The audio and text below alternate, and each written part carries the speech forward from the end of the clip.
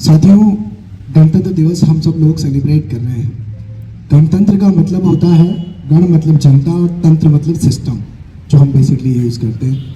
जनता का, जनता के लिए, जनता के द्वारा महत्वपूर्ण भूमिका निभाने वाले डॉक्टर BR अम्बेडकर साहब और उनकी पूरी टीम, जिन्होंने इतना खूबसूरत संविधान बनाया कि संविधान की बदौलत ही आप और हम सब लोग आज बहुत अच्छे से जीवन यापन कर पा रहे हैं।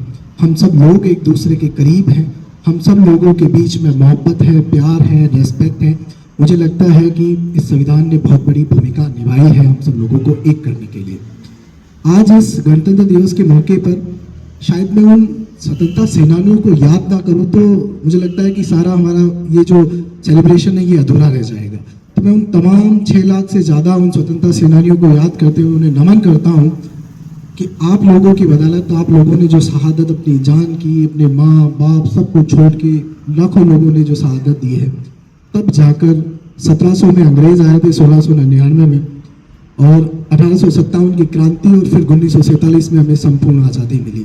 तो मैं उन तमाम लोगों को नमन करता हूँ, श्रद्धांजलि देता हूँ इस पावन पर्व पर।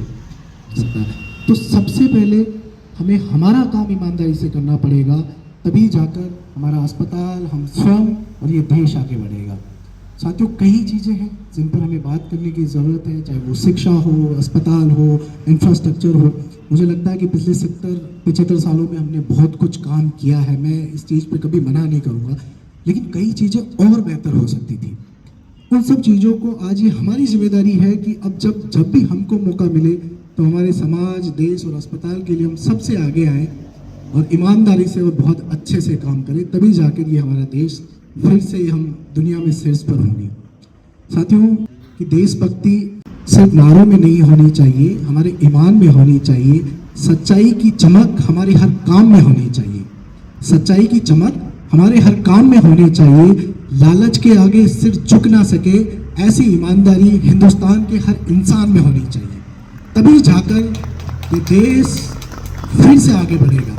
और मैं ये बात बहुत दावे के साथ कह सकता हूँ, इसमें मुझे कोई डाउट नहीं है कि हम हिंदुस्तानियों के अंदर इतना टैलेंट है कि मुझे लगता है कि उस टैलेंट का ऑप्टिमम यूज़ अभी तक हुआ ही नहीं तो ये जो डेवलप्ड कंट्रीज़ है, चाहे वो जापान, जर्मनी, अमेरिका, कनाडा, कोई भी हो, हम उनसे बहुत बेहतर कर सकते हैं। लेकिन समस्या क्या है कि हम हमारे व्यक्तिगत स्वार्थ तक इतने हावी हो चुके हैं कि हमें लगता है कि मैं, मेरा परिवार, इससे ऊपर मुझे सोचना ही नहीं है।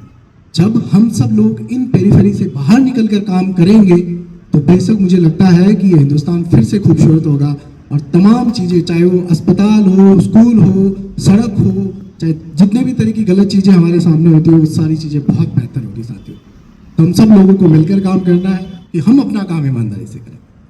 थैंक यू सो मच साथियों, आप सब लोगों को एक बार पुनः गणतंत्र दिवस की ढेर सारी शुभकामनाएं। आप सब लोग आज़ाद रहें, हिंदुस्तान आज़ाद रहे और हम सब लोग मिलकर बहुत अच्छा करें। Thank you so much.